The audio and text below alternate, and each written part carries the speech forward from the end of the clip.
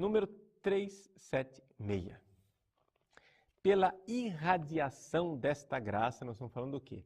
Nós estamos falando do homem e da mulher no paraíso. Portanto, eles receberam uma graça, uma participação na natureza divina. Pela irradiação desta graça, todas as dimensões da vida do homem eram fortalecidas. Então, a primeira coisa é que Adão estava melhor do que nós na foto, né? Ou seja, todas as dimensões. Então, quer dizer, todas as dimensões, inclusive física. As dimensões, então, muitas doenças e coisas, etc., as coisas não eram assim. Não havia um plano de Deus de que o homem ficasse doente.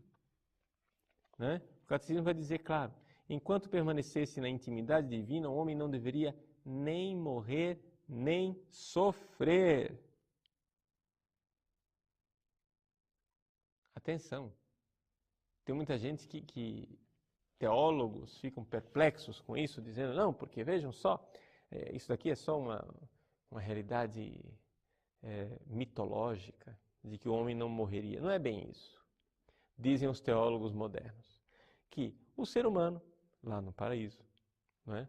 E eu falo isso, teólogo moderno, tá? Mas eu já expliquei as coisas assim, tá? Se você perguntasse como é que o padre Paulo pensava há uns 10 anos atrás, eu pensava desse jeito, porque foi isso que eu aprendi. Foi isso que eu aprendi na universidade. E a gente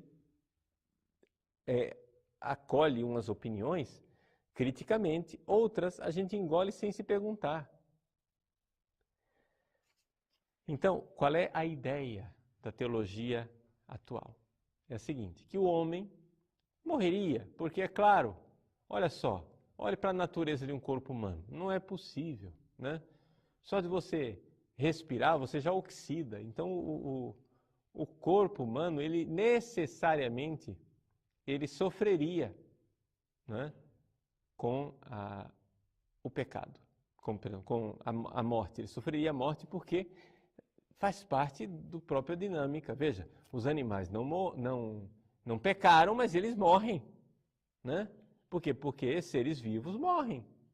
Então o ser humano morreria. Só que com o pecado original, o homem viveria a morte de uma outra forma.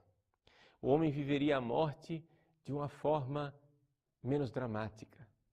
Haveria uma passagem para Deus que seria mais, digamos assim, contínua, sem ruptura. Problema. Não é isto que nós vemos nas Sagradas Escrituras. Nas Sagradas Escrituras, o que está previsto, o que está dito é que não haveria sofrimento e não haveria morte. Ponto. E vamos entender, se o homem, quando ele foi criado numa situação de harmonia com Deus, em que ele já recebia algo da vida divina, então não é difícil nós imaginarmos que esse corpo humano elevado pela vida divina viveria de outra forma. É evidente. Então, qual é o problema dessa explicação inteligente da teologia moderna? É que ela é uma explicação que desconsidera o sobrenatural. Está entendendo? Desconsidera o fato de que existe milagre, existe a graça de Deus, e que Adão e Eva no paraíso não estavam no paraíso de Jean-Jacques Rousseau, não estavam no paraíso do bom selvagem, estavam num paraíso em que eles participavam da vida divina. Uma coisa bem diferente. Está entendendo? Então, esta situação eram dons que nós chamamos em teologia de dons preternaturais.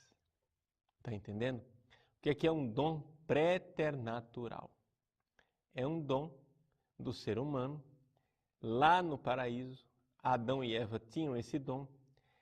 Este dom nós perdemos com o pecado original. Então, o que é que tinha lá no paraíso? Tinha o quê? Tinha a natureza humana normal, mas essa natureza humana já estava elevada e agraciada porque ela já recebia, de alguma forma, uma vida divina. Então não havia previsão de morte nem de doença. Tá? Mas que prova que o senhor tem disso? Não é questão de provar, meu filho, é questão de fé. É o que diz o catecismo, é o que diz a Sagrada Escritura, é o que diz a tradição da igreja. Então não é uma questão de... Agora, se as pessoas hoje em dia têm alergia a intervenções divinas, alergia ao sobrenatural, alergia ao fato de que Deus podia fazer as coisas, né? É um Deus impotente, nós trocamos o Deus onipotente pelo Deus impotente, né? Deus ficou preso dentro do mundo da natureza. Não, mas nós temos aqui os dons préternaturais. Então, primeiro dom préternatural é essa coisa de ausência de sofrimento e de morte. Segundo dom préternatural, que estava lá no paraíso e nós perdemos. A harmonia interior da pessoa humana, a harmonia entre o homem e a mulher.